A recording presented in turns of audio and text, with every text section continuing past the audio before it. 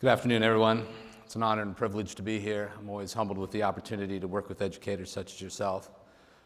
I'm here today to talk about the difference between at-risk and wounded children. And I have to say this, and I wasn't planning on saying it, so I'm just going to say it out of my heart. I believe in who you are and what you do because I'm a product of who you are and what you do.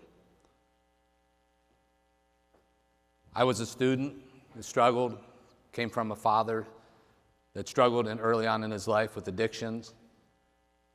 My home split. John Steinbeck once said this: to have 3 teachers in a lifetime to make the difference is the best of luck. Folks, I had the best of luck because of people like you. So that's the message behind what I'm going to deliver here today. So I found myself barely graduating high school. I think they graduated me as a favor. And I ended up wanting to work with at-risk youth. So I worked in juvenile corrections, juvenile detention centers, treatment centers, and when I would go work at these places, they would say, you know what, we're going to send you to these at-risk conferences. And these at-risk conferences, you're going to learn how to get this information and transform these kids' lives. And I would go get this information and I'd come back and I would apply the principles that I learned, and I found myself falling short. So today, what I want to talk about is a comprehensive approach to working with wounded students. Because what happened for me was something transformed my thoughts on the difference between at-risk and wounded youth. See, I thought kids we worked with were at risk, preventative in nature. And I found myself falling short all the time. So when I came back from these conferences, my wife called me one day, and she said, Joe, we had a problem with our 2-year-old son today. He was hurt very bad at our house. And so much so that I had to put him in the back seat of the car, and I was rushing him to the hospital to get critical care. She said, a police officer pulled me over for going 90 miles an hour. The police officer came up to my wife, had the rule book out, was ready to throw the rule book at my wife. He looked in the back seat and he saw a wounded child. He put that set of rules aside for a moment and he jumped into the first care responder role in the life of a wounded child. His job wasn't to perform surgery. His job wasn't to sew my son back together, wasn't to prescribe medication. He was a first care responder. He escorted my wife and son to the hospital. My son ended up being okay. My wife told me the story. I said, I think that's it. I think we've got wounded kids. And nobody in 2006 was talking about kids beyond at risk, kids that were wounded. It was this conference, High Schools at Work, that gave me my first opportunity. They asked me how many people I wanted to present to. I said, if I get 20 people in a room, I'll probably freak out. I went down. There was such a response. It shocked me. They had over 800 people in the grand ballroom. My other session for at-risk youth had 24.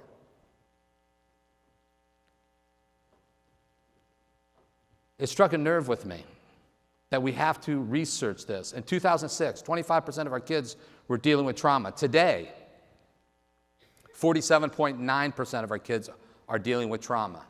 By 2020, nearly 11 million kids will be confirmed cases of abuse and neglect. 8,000 children will die of abuse and neglect, and 4.7 million children will experience the foster care system next year. They're coming to our show every day. I ask this question everywhere I go when I've been speaking across the world on this topic. How many of you believe that we have kids beyond at risk? And I see every hand raised. The second question I ask is how many of you feel prepared to deal with the wounds the kids are coming into school with today? And I don't think I've hit double digits in hands. So we have to take a comprehensive approach to this, working with kids beyond at risk. Because we need to have our teachers, our administrators, our community members involved as well. And it's interesting, as I've went around and talked about this, teachers would come up to me after my session and they'd say, what about the wounded teacher? And I kind of chuckled and said, yeah, I get it. And then it became more and more. What about the wounded teacher? What about the wounded teacher? So I started studying it. And And what I found out was everybody was saying they were burned out. And they really weren't burned out. They were experiencing what I call, or what's being researched, called compassion fatigue. How many of you are out there are tired? How many of you are compassionate? We're set up for compassion fatigue.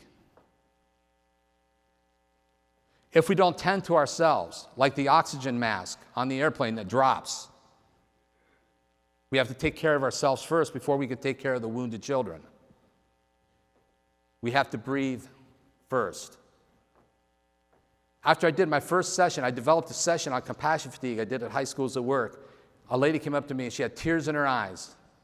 She said, "Thank you so much. Everybody told me I was burned out." She said, "I feel like I have so much more to give. And what I realized is I'm still compassionate. I'm just a little tired. I just need to get rejuvenated." So then we walk into our communities, and we're now starting to build community focus groups in the school districts in which I go. Those focus groups are built around community members, social workers, juvenile justice, after school, programming, clergy, mayors of cities. We're all sitting at the table and we're saying we have kids now in our communities beyond that risk, 47.9%. We need to continue to support each other, to support our kids. One of the examples that we have is we developed, instead of suspending kids, we gave them community service. We found that our suspensions were cut, academics went up, graduation went up. The things we're all about, we found by working as a group of people. I'll close by saying this. Mother Teresa once said this: "The ills of society is based on the fact that we become indifferent to the needs of our brothers and sisters." When we become not indifferent to our needs around us, our children will be the beneficiary of all that. Thank you so much. What questions may you have?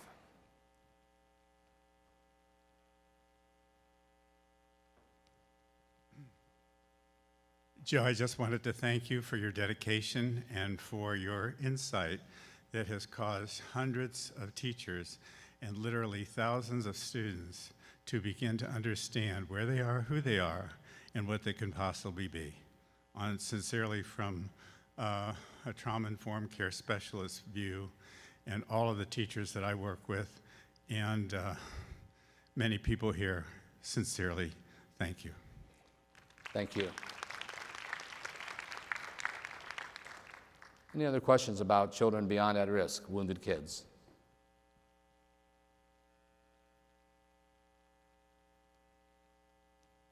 Thank you. How did you get everyone to agree to do the community and service instead of the suspensions? Was that a district or was that school? How did you go about doing that? That's a great question. Getting buy-in, total community buy-in is huge because, it's not one-dimensional. So one of the things we had to do is we had to sit down and ask everybody. And we did not get total buy-in. We got consensus, and we had a few outliers, but we decided that we were going to move forward. Those people that wanted to continue to do their own thing with maybe their own detentions or whatever they've done for years, but we band together enough of our staff, maybe 90% of the staff. The superintendent gave us a bus so we could take kids out into the community. And we just decided that we wanted to keep kids into community instead of kicking kids out of community. And we really saw great benefits from that. We just called it a SERVE program. And I ask the question everywhere I go, how many people think suspensions work?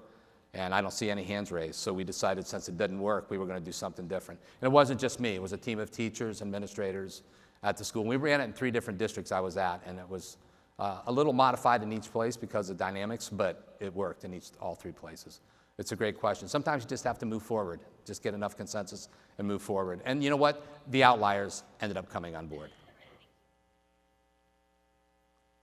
One last question? All right. Thank you so much. Appreciate all that you do for our wounded kids.